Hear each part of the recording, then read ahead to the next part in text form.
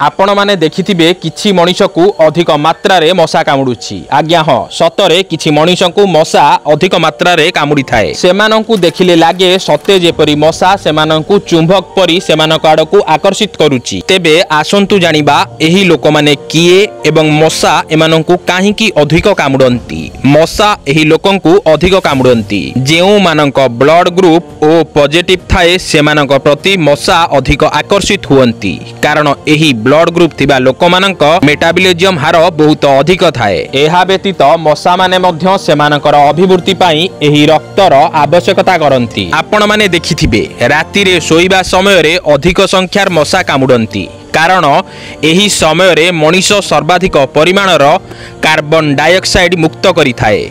Carbon dioxide रो गंध शीघ्र मशा मानंकु आकर्षित करि थाए।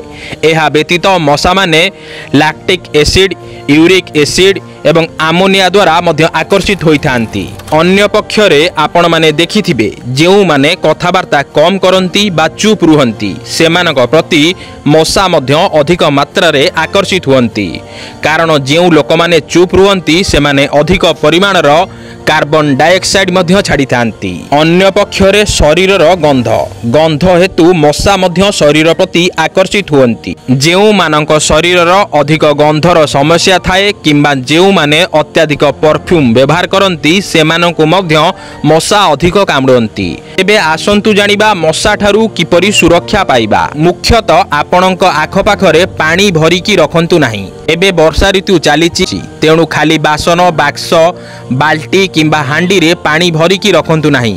जदि यह फुल हो जाए थाए तुरंत यह खाली करंतु।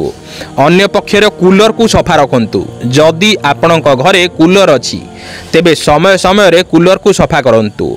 एही पानी बदलांतु एवं एथिरे मेडिसिन मिसाई यह सुरक्षित रखंतु जहा फल रे मशा एथिरे प्रजनन करि परिबे नाही। मशा प्रतिरोधक क्रीम बाजार रे एपरी अनेक क्रीम उपलब्ध जहाकू आपण प्रयोग करी बाहर को जाई परिबे।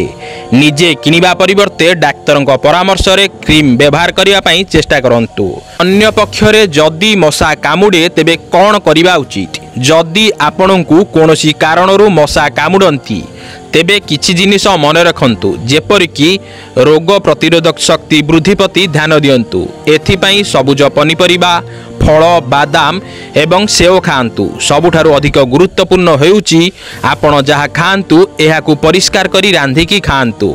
अन्य पक्षरे हर्बल चा पियंतु। आपण एहाकू घरे प्रस्तुत करि परिबे।